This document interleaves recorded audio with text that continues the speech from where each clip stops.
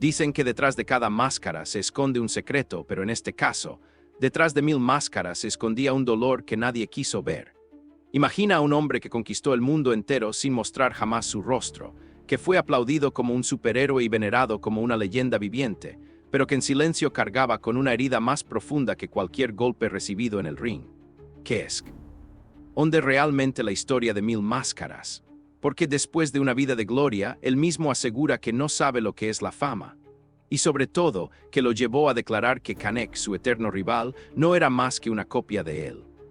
Antes de que respondas, quiero que pienses en esto. ¿Qué estarías dispuesto a sacrificar por fama?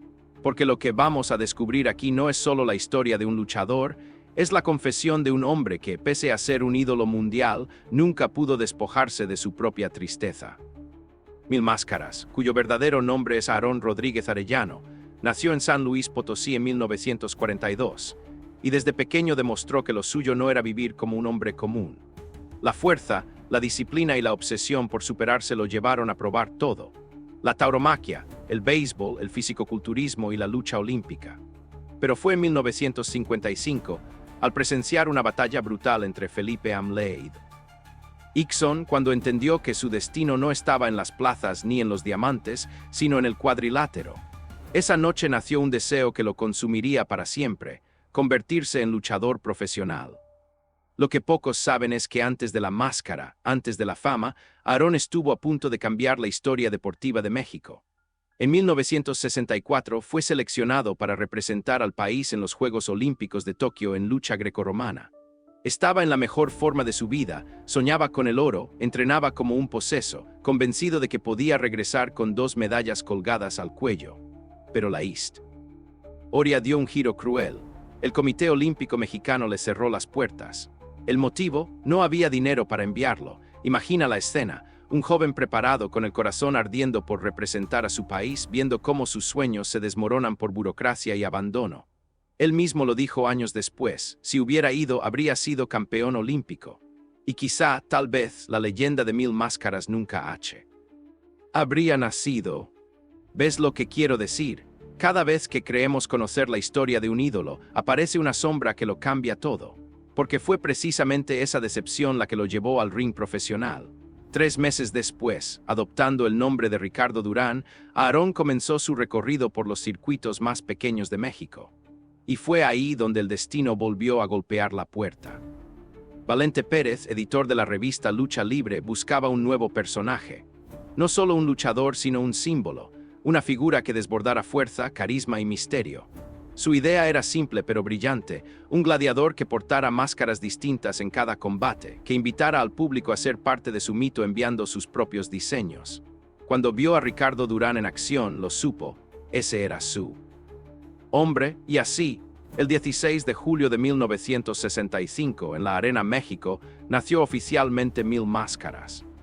El debut fue todo lo que el público podía soñar. Junto a Black Shadow derrotó a René Guajardo y a Carlo Flagard, y desde ese día, el luchador enmascarado dejó de ser solo un atleta, se transformó en fenómeno. 2 años después, en 1967, ya levantaba su primer título al derrotar a Espanto. Pero lo que realmente marcaría la diferencia era lo que venía: la conquista del mundo.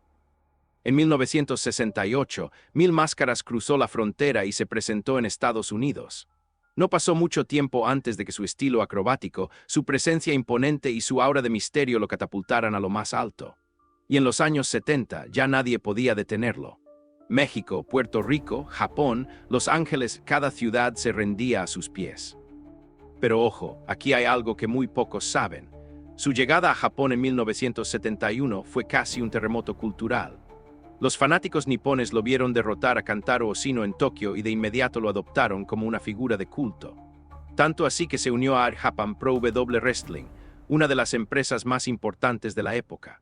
Y solo un año después, en 1972, 1000 Máscaras hizo historia en el mismísimo Madison Square Garden de Nueva York. Hasta ese momento, las máscaras estaban prohibidas en ese recinto, pero él rompió la regla, derrotó al luchador local conocido como T-Spoiler y se convirtió en el primer enmascarado en luchar en el lugar más famoso del mundo. Pregúntate esto: ¿qué clase de hombre desafía las normas de la meca del deporte y logra que cambien las reglas solo para él? Mientras tanto, en México, Mil Máscaras protagonizaba rivalidades épicas contra TNT, El Halcón, Ángel Blanco y, por supuesto, su enemigo más emblemático, Canek. Sus combates eran auténticas guerras transmitidas por televisión en Estados Unidos y México, y esos duelos no solo aumentaron su fama, sino que sembraron la semilla de una rivalidad que lo perseguiría durante décadas. Pero el ring no era suficiente. Mil Máscaras también conquistó el cine. Películas, series y programas lo convirtieron en un héroe más allá del cuadrilátero. Los niños querían ser como él, los adultos lo admiraban y sus máscaras se volvieron objeto de culto. Literalmente había peleas entre fanáticos por obtener una de ellas. Y aquí aparece la contradicción más dolorosa, mientras todos lo veían como un superhéroe, él mismo sentía que la fama era solo una ilusión. ¿Cómo puede alguien amado por millones declarar que no conoce la fama? Esa es la pregunta que deberías hacerte, y te invito a dejar tu opinión en los comentarios. ¿Es posible ser famoso y sentirse olvidado al mismo tiempo? La historia de Mil Máscaras no es solo un relato de gloria. Es también una lucha silenciosa contra el paso del tiempo, contra la decepción y contra su propia sombra. Porque aunque siguió conquistando títulos, viajando por el mundo y marcando hitos en cada arena, el hombre detrás de la máscara cargaba siempre con el recuerdo de Tokio 64, con la espina de lo que pudo ser y nunca fue. Y sin embargo, siguió adelante. No se rindió. Para él la lucha no era un deporte, era su sangre, su aire, su razón de existir. Años después, aún con más de 40 encima, se enfrentó a figuras jóvenes y salvajes como Cactus Jack en la WCW, demostrando que su espíritu no conocía límites. Y aun cuando el cuerpo ya no respondía como antes, la leyenda jamás colgó la máscara. Piensa en esto. ¿Qué otro luchador celebra 50 años de carrera activa, enfrentando no solo a rivales de carne y hueso, sino al enemigo más implacable de todos, el tiempo? El 25 de julio, acompañado por su hermano psicodélico y su sobrino Dos Caras Jr., Mil Máscaras volvió a medirse contra Canek en un duelo especial. Medio siglo después, el destino volvió a juntarlos, como si la vida no quisiera que esa rivalidad quedara atrás. Pero lo más intrigante está aún por llegar. Porque detrás de cada triunfo, cada viaje y cada combate, existe una confesión que pocos se atreven a enfrentar. La fama no lo llenó. Ni los títulos, ni las películas, ni los aplausos lograron borrar esa sensación de vacío que lo acompañaba cuando se quitaba la máscara en soledad. Y eso nos lleva a la gran pregunta: ¿qué pesa más, la gloria eterna o los sueños rotos que nunca se cumplieron? Antes de seguir, dime tú en los comentarios, ¿qué crees que duele más, no alcanzar la gloria o alcanzarla y descubrir que no significa nada? Lo que le arrebataron en los Juegos Olímpicos, lo recuperó en el ring, pero nunca del todo. Porque esa medalla de oro que no pudo colgarse, esa oportunidad perdida en Tokio 64, quedó para siempre como una cicatriz invisible bajo la máscara. Y aunque el mundo lo aplaudía, él sabía que había un vacío imposible de llenar. Pero cuando parecía que la herida nunca cerraría, el destino le tenía preparado un escenario diferente: el cine. Y no cualquier cine. Estamos hablando del fenómeno cultural más extraño y apasionante de México, la época dorada de las películas de luchadores enmascarados. Imagínalo, multitudes abarrotando salas de cine no para ver a actores de Hollywood, sino a héroes con máscaras de colores enfrentando vampiros, momias y criminales imposibles. Era un género que mezclaba lo absurdo con lo glorioso, y justo en medio de ese auge apareció Mil Máscaras. Lo curioso es que, a diferencia del Santo y Blue Demon, él no saltó del ring a la pantalla, él fue creado para la pantalla. Sí, escuchaste bien, su personaje fue moldeado desde el guión. Luis Enrique Vergara, productor desesperado porque sus dos grandes estrellas habían desaparecido, necesitaba una nueva figura. El Santo estaba en guerra con los productores y Blue Demon lesionado. El público pedía más y Vergara decidió inventar un nuevo superhéroe. Ese superhéroe fue Mil Máscaras. Desde el inicio, no fue solo un luchador, fue una creación cinematográfica. Sus coloridas máscaras, su físico esculpido y su aura de misterio fueron diseñados para brillar frente a las cámaras antes que en la arena. Irónicamente, lo que lo hizo famoso primero no fueron sus combates, sino sus películas. En 1966, con apenas 24 años, debutó en el cine en una cinta que lo presentaba como algo más que un hombre. La trama, oscura y fantástica, lo mostraba como un huérfano de guerra encontrado entre las ruinas de la Segunda Guerra Mundial, criado en secreto por científicos que lo entrenaron hasta convertirlo en el hombre perfecto. Era casi un experimento humano, un guerrero destinado a la justicia. No exagerado, pero esa era la magia. Mil Máscaras era un héroe más grande que la vida misma. Y a partir de ahí, el mito creció. En sus películas, Mil ya no solo enfrentaba rivales en el ring, sino vampiras seductoras, muertos vivientes y maldiciones ancestrales.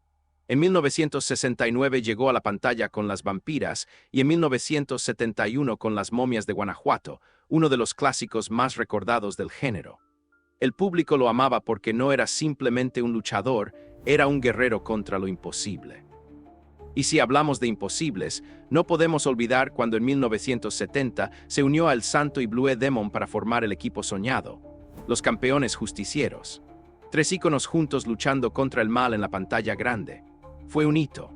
Tanto que en 1972 regresaron con el regreso de los campeones justicieros y luego con nuevas películas que sumaban héroes como el Fantasma Blanco y Tinieblas. Los 70 lo consolidaron como el rey de las películas de acción en conjunto. Y no solo eso, llegó a compartir pantalla con figuras internacionales. ¿Sabías que incluso apareció al lado de Sergio Oliva, el mítico Mr. Olympia? Eso lo convertía no solo en un luchador, sino en un símbolo de fuerza y espectáculo a nivel mundial. Pero lo más fascinante es cómo Mil Máscaras logró lo que muy pocos ídolos consiguen, trascender el tiempo. Mientras el género del cine de luchadores caía en decadencia en los 80, él siguió encontrando maneras de permanecer vigente. En 2007, cuando muchos lo creían retirado de las cámaras, volvió con Mil Máscaras vs La momia azteca. Una cinta que no solo fue nostalgia, sino que se convirtió favorita de festivales internacionales. Ganó premios, recibió críticas entusiastas y hasta lo llevó a estar en portadas de revistas en 2012. Como un hombre de más de 60 años seguía robándose el show, esa es la esencia de Mil Máscaras, nunca dejar que el mito muera. Pero aquí hay un contraste que duele. Mientras las luces del cine lo convertían en un ícono, él mismo repetía una y otra vez: yo no sé lo que es la fama. ¿Cómo es posible que alguien que conquistó arenas, películas y corazones alrededor del mundo diga eso? La respuesta está en una lección que le marcó de niño. Cuando tenía 12 años, ganó un trofeo en su barrio. Orgulloso lo mostró en casa mientras las chicas hacían fila para conocerlo. Su madre lo miró y le dijo: deja ese trofeo, mantén los pies en la tierra, cuanta más fama, más humildad necesitas. Esa frase se grabó en su memoria. Para él la fama era un espejismo, una ilusión pasajera. Lo importante siempre fue el esfuerzo, la disciplina y la humildad. Y esa humildad, paradójicamente, lo convirtió en alguien aún más grande. No necesitaba presumir lo que había logrado porque su legado hablaba por él. Tanto que en sus últimos años, Japón, un país que lo veneraba como un dios, lo reconoció con uno de sus más altos honores, la Orden del Sol Naciente. Apenas 3 mexicanos en la historia han recibido esa distinción. Mil Máscaras es uno de ellos. O por política, no por diplomacia, sino por haber sido un puente cultural entre 2 naciones a través de su máscara. Pero incluso con condecoraciones, películas, títulos y más de medio siglo en el ring, la sombra de la rivalidad con Canek nunca desapareció. Y aquí viene uno de los momentos más polémicos de su carrera reciente. En declaraciones que incendiaron la prensa, Mil Máscaras afirmó que Canek era una copia de él. Imagínate la polémica. Ambos son leyendas. Mil Máscaras, el pionero, el hombre que abrió las puertas de Japón y Estados Unidos a los luchadores mexicanos. Canek, el gigante que defendió el toreo de 4 caminos, que enfrentó a Hulk Hogan y André el Gigante, que se ganó a pulso el título de leyenda. Para los fans, son 2 pilares intocables. Y de pronto, uno de ellos acusa al otro de haber vivido bajo su sombra. ¿Qué opinas tú? ¿Es posible que una leyenda copie a otra? ¿O se trata simplemente de una rivalidad eterna que nunca terminará? Déjame tu respuesta en los comentarios, porque este debate sigue vivo entre los aficionados.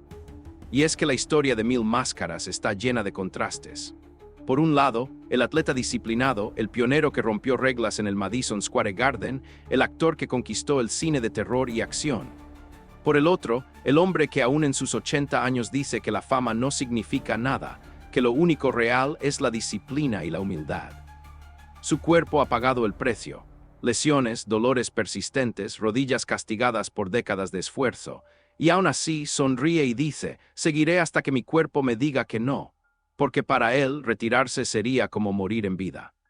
Aquí está lo perturbador, y si Mil Máscaras nunca se quitó realmente la máscara, y si el hombre detrás de ella, Aarón Rodríguez, quedó atrapado en un personaje que ya no podía abandonar.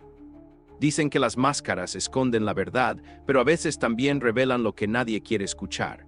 Y Mil Máscaras, aun con más de 8 décadas encima, todavía sabe cómo levantar polémica. En una entrevista que se volvió viral, lanzó una acusación que sacudió a los fanáticos. Canek es una copia mía. Así, sin rodeos, directo al corazón de una rivalidad que parecía enterrada, pero que sigue viva. Como si el tiempo nunca hubiera pasado. No se quedó ahí. Con voz firme aseguró que no solo era inspiración, sino plagio. Su rival, según él, copió su imagen, su equipo, hasta su manera de caminar. Recordó un momento en el pasado en el que, según dice, Canek mismo lo reconoció. Me imitaste, le habría dicho en privado. Y para Mil Máscaras, aquello no fue una casualidad. Desde las rodilleras hasta los patrones de su máscara, todo le par. Hacía una copia descarada. Incluso fue más allá. Señaló que el diseño de la máscara icónica de Canek había sido tomado directamente de uno de sus modelos más antiguos. Esa máscara es una copia de la mía.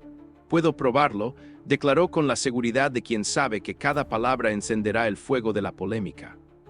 Y por si eso no bastara, también apuntó contra otro gigante de la lucha, Dr. Wagner Jr. Según Mil Máscaras, las águilas aztecas que adornan las orejas de algunas de sus máscaras fueron tomadas de un diseño patentado suyo. Muchas de las máscaras que usan hoy estos jóvenes son solo copias de las mías. Tengo los derechos. Si quisiera, podría demandarlos y sacar dinero de eso, pero no lo hago. ¿Es esto orgullo justificado o un ego que no conoce límites? Esa es la pregunta que divide a los fanáticos hasta hoy. Porque aunque muchos lo critican por su carácter fuerte, nadie puede negar que su legado marcó un antes y un después en la lucha libre. Él, junto a su familia Dos Caras, el psicodélico y más tarde Alberto del Río, dibujó el plano que otros seguirían durante décadas. Lo curioso es que, mientras señalaba a sus rivales como imitadores, también enfrentaba otro tipo de críticas, quizás más duras. En Estados Unidos, luchadores como Mick Foley y Chris Jericho lo acusaron públicamente de negarse a vender los movimientos en el ring. ¿Qué significa eso? Básicamente, que Mil Máscaras no reaccionaba a los golpes de sus rivales de la manera que hacía lucir creíbles los combates. Según ellos, prefería mostrarse invencible, aunque eso perjudicara la narrativa del show. Superstar Billy Graham, otra leyenda, contó en 2007 que trabajar con él era un reto porque nunca se dejaba lucir débil. Para algunos era un problema de ego, para Mil Máscaras era una cuestión de filosofía. En sus propias palabras, si un movimiento no se ejecuta bien, no voy a fingir que sí. Y si yo fallo un movimiento, no espero que nadie me haga quedar bien. Ahí está la diferencia fundamental entre la lucha en México y la de Estados Unidos. Mientras en el norte se priorizaba el espectáculo y la imagen, Mil Máscaras veía la lucha como algo más profundo, casi sagrado. No estaba dispuesto a mentirle al público, aunque eso lo convirtiera en un personaje difícil para trabajar en el ring. Y mientras los críticos lo señalaban, él se refugiaba en lo que siempre lo definió, el misterio. Mil Máscaras jamás fue desenmascarado en el ring. Jamás permitió que el público viera a Aarón Rodríguez Arellano expuesto frente a las cámaras. Su vida personal permaneció en las sombras, protegida como un tesoro. Lo poco que se sabe revela a un hombre disciplinado, fiel a la tradición y profundamente familiar. Hermano mayor de Dos Caras y el psicodélico, tío de Alberto del Río y de otros luchadores que siguieron sus pasos, Mil Máscaras extendió su legado más allá de su propia carrera. Fue padre de 6 hijos, sufrió la tragedia de perder a su primera esposa en 1975 y años después volvió a casarse, formando una nueva familia. Fuera del ring, sorprendía su pasión por el golf. Participaba con frecuencia en torneos benéficos, como el organizado por la Fundación de la Policía de Los Ángeles. Y detrás de la máscara, había también un estudioso de las artes marciales japonesas, judo, karate, kendo, jiu-jitsu, aikido. No lo hacía por capricho, sino por necesidad, porque en sus inicios más de un luchador intentó atacarlo de verdad en el ring. Y ellos aprendieron de la peor manera que bajo la máscara había un hombre capaz de defenderse con todo. Hoy, a sus más de 80 años, sigue siendo uno de los últimos grandes íconos vivientes de la lucha libre. Todavía enmascarado, todavía orgulloso, pero cargando en silencio el peso de lo que pudo ser. Porque detrás de la leyenda hay un hombre que nunca olvidó la traición de Tokio 64, el sueño olímpico robado por burocracia. Hay un luchador que jamás dejó de sentirse perseguido por rivales y críticos. Y hay un ser humano que, pese a la fama mundial, todavía confiesa que no sabe lo que es la fama. La pregunta es inevitable. ¿Fue Mil Máscaras tratado injustamente por la historia? ¿O fue su propio orgullo el que terminó moldeando este legado solitario? Lo cierto es que su vida es más que gloria y títulos. Es una historia de resiliencia, de controversias, de heridas que nunca cerraron y de una fuerza que se negó a apagarse. Porque aunque muchos quisieron imitarlo, criticarlo o incluso superarlo, Mil Máscaras sigue ahí, como un fantasma eterno que se niega a ser olvidado. Y ahora quiero preguntarte a ti, que estás viendo este video, ¿qué pesa más, la gloria que se muestra al mundo o la soledad que se guarda detrás de la máscara?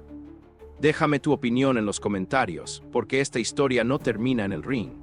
Y si quieres conocer más leyendas, más secretos ocultos y más verdades incómodas de la lucha libre, no olvides darle like y suscribirte. Aquí seguimos destapando lo que otros callan, porque detrás de cada máscara siempre hay una verdad que nadie se atreve a contar.